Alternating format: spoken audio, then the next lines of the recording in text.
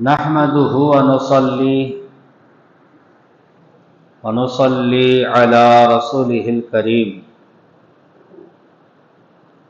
اما بعد فاعوذ باللہ من الشیطان الرجیم بسم اللہ الرحمن الرحیم۔ غیبت کا بدلہ۔ حضرت حسن بصری رحمۃ اللہ علیہ سے کسی شخص نے آ کر کہا کہ فلاں شخص نے آپ کی غیبت کی ہے۔ حضرت حسن بصری نے اسی وقت تازہ چھوہارے منگوائے اور ایک طباق میں رکھ کر انہیں اس شخص کے پاس بطور تحفہ بھیجا اور کہلا بھیجا کہ میں آپ کا شکر گزار ہوں کہ آپ نے میری غیبت کر کے اپنے نیکیوں کے میرے دفتر اعمال میں منتقل کر دیا ہے۔ آپ نے میری غیبت کر کے اپنی نیکیاں میرے اعمال میں ٹرانسفر کر دیا ہے۔ آپ کے اس احسان کا بدلہ میں چکا نہیں سکتا، تاہم یہ حقیر سا تحفہ قبول فرمائیے۔ وہ شخص حضرت حسن بصری علیہ الرحمہ کے سلوک کو دیکھ کر بہت شرمندہ ہوا اور خدمت میں حاضر ہو کر معافی چاہی۔ سبب کسی کی غیبت کرنے سے سراسر اپنا ہی نقصان ہے، اور جس کی غیبت کی جائے وہ فائدہ میں رہتا ہے، اور وہ اس طرح کہ غیبت کرنے والے کی نیکیاں اس کو مل جاتی ہے۔ لہذا غیبت سے بچنا چاہیے۔ اور یہ بھی معلوم ہوا کہ اللہ کے نیک بندے برائی کا بدلہ برائی سے نہیں دیتے، بلکہ برائی کے بدلے بھی نیکی ہی کرتے ہیں۔ حضرت مالک بن دینار رحمۃ اللہ علیہ کا ایک بار ایک دہریے سے مناظرہ ہوا۔ دہریہ کون؟ جو دین اسلام کا انکار کرے، اللہ کی وحدانیت کو نہ مانے، اسے دہریہ کہتے ہیں۔ ان سے مناظرہ ہوا، دہریہ سے۔ ان کا حضرت مالک بن دینار کا گفتگو بڑھ گئی اور بات یہاں آ کر ختم ہوئی کہ اس دہریے کا ہاتھ اور حضرت مالک بن دینار کا ہاتھ، دونوں ہاتھوں کو یکجا باندھ کر آگ میں ڈالا جائے، پھر دیکھا جائے کہ آگ کس کے ہاتھ کو جلاتی ہے اور کس کے ہاتھ کو چھوڑ دیتی ہے۔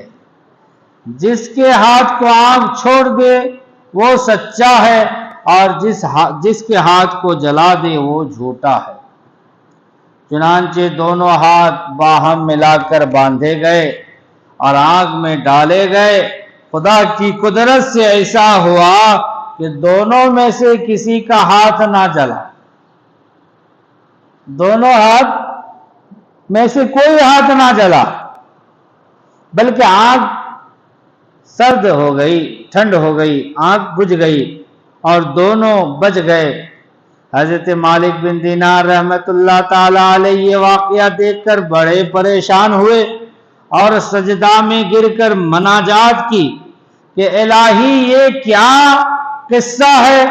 غیب سے آواز آئی کہ اے مالک، دہریے کا ہاتھ تیرے ہاتھ کے ساتھ ملا ہوا باندھا گیا ہے اور تیرے ہاتھ کے ساتھ آگ میں ڈالا گیا ہے، اور جو چیز تیرے ہاتھ سے لگ جائے گی ہم اسے بھی نہ جلائیں گے۔ جو چیز تیرے ہاتھ سے لگ جائے گی ہم اسے بھی نہ جلائیں گے۔ دہریے کا ہاتھ جلنے سے اگر بچا ہے تو تمہارے ہی ہاتھ کی برکت سے تم اپنا ہاتھ الگ اور اس کا ہاتھ الگ آگ میں ڈالو، پھر تماشا دیکھو۔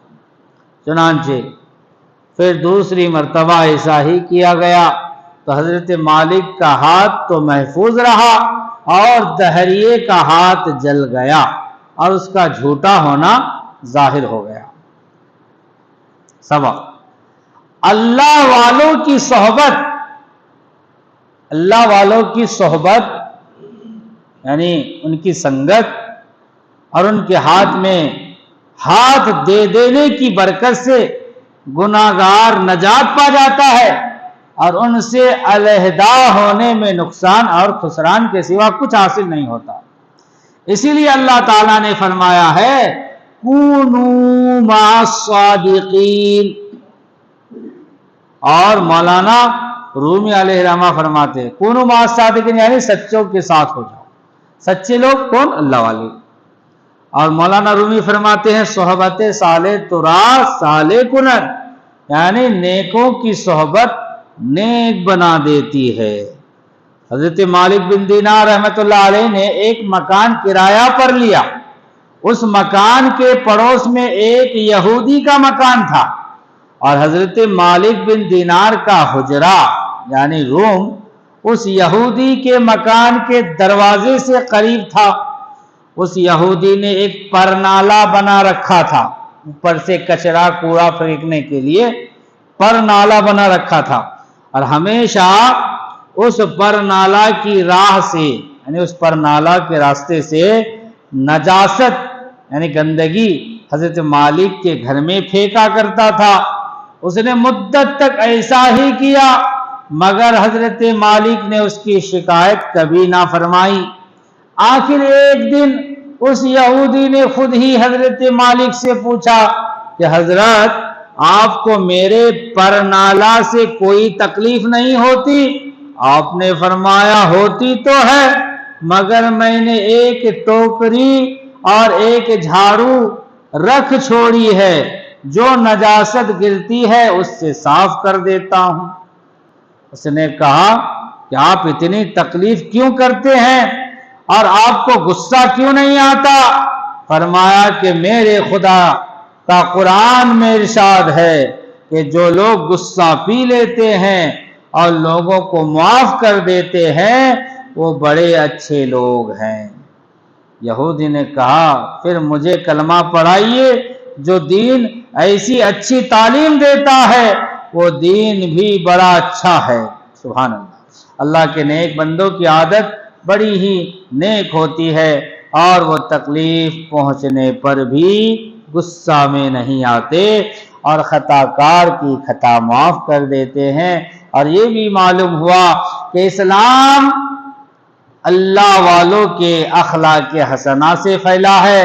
بقول شاعر دین ہوتا ہے بزرگوں کے نظر سے پیدا، دین ہوتا ہے بزرگوں کی نظر سے پیدا، نہ کتابوں سے نہ کالج کے حیدر سے پیدا۔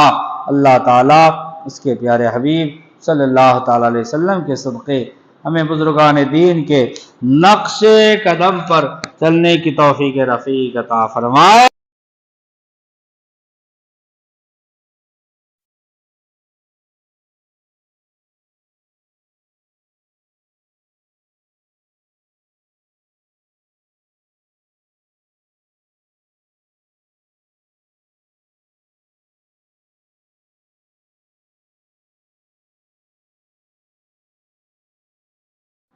نحمده ونصلي على رسوله الكريم